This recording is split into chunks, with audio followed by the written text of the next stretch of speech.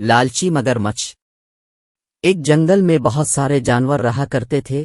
شیر جنگل کا بادشاہ تھا۔ اس کا ایک بیٹا تھا جس کا نام تھا ٹوٹو۔ وہ بہت بہادر اور سمجھدار تھا۔ جنگل میں ایک بہت خوبصورت تالاب تھا، لیکن اس تالاب میں مگرمچھ رہا کرتے تھے۔ اس تالاب میں مگرمچھ اپنی مرضی چلاتے اور کسی کو تالاب سے پانی نہیں پینے دیتے تھے۔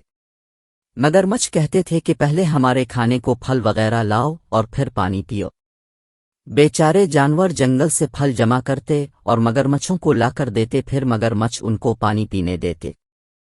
سب جانور مگرمچھوں سے تنگ تھے، لہٰذا سب نے مل کر سوچا کہ ہمیں جنگل کے بادشاہ شیر کو یہ بات بتانی چاہیے۔ جانوروں نے کہا ابھی چلتے ہیں۔ اسی وقت چالاک لومڑی بول پڑی، اگر شیر بادشاہ اس معاملے میں پیچھے ہٹا تو اس کو جنگل کا بادشاہ قرار نہیں دیا جائے گا۔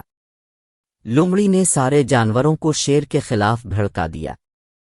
سب جانور مل کر جنگل کے بادشاہ شیر کے پاس گئے اور سارا معاملہ بتایا، اور یہ بھی کہا اب ہم کو ان مگرمچھوں سے نجات دلائیں ورنہ آپ یہ جنگل چھوڑ کر جا سکتے ہیں۔ یہ کہہ کر سب جانور وہاں سے چلے گئے۔ یہ سارا ماجرا شیر کا بیٹا ٹوٹو سن رہا تھا۔ جنگل کا بادشاہ شیر ساری رات شیر پریشان رہا۔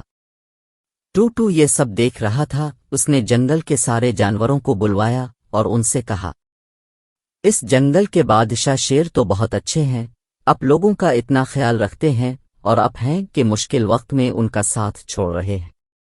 چالاک لومڑی نے کہا اس چھوٹے سے بچے کو کیا پتا ان باتوں کے بارے میں، لیکن ٹوٹو کی یہ بات جانوروں کے دلوں میں جڑ پکڑ گئی اور ان سب جانوروں نے بادشاہ شیر کے پاس جا کر اپنے رویے کی معافی مانگی اور کہا کہ ہم سب مل کر مگرمچھوں کا مقابلہ کریں گے۔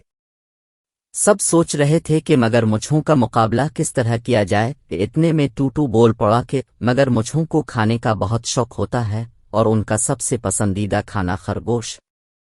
اب تو شامت خرگوش کی تھی۔ اتنے میں ہاتھی بول پڑا ہم خرگوش کو مار تو نہیں سکتے۔ ٹوٹو نے کہا نہیں، ہم اسے ماریں گے تو نہیں، ہاں اس کو استعمال ضرور کریں گے۔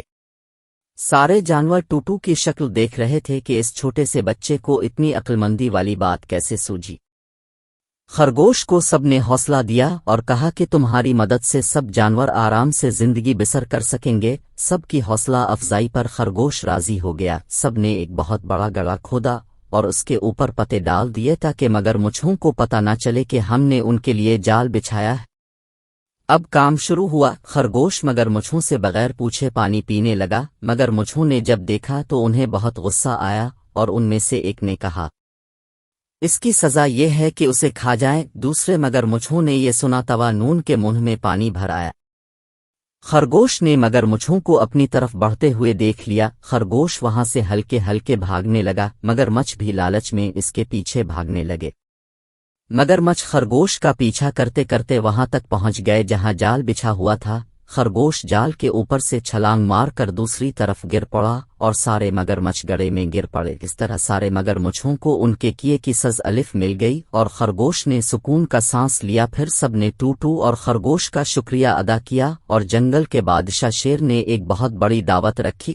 اس طرح سارے جانور ایک بار پھر پہلے کی طرح ہنسی خوشی زندگی گزارنے لگے۔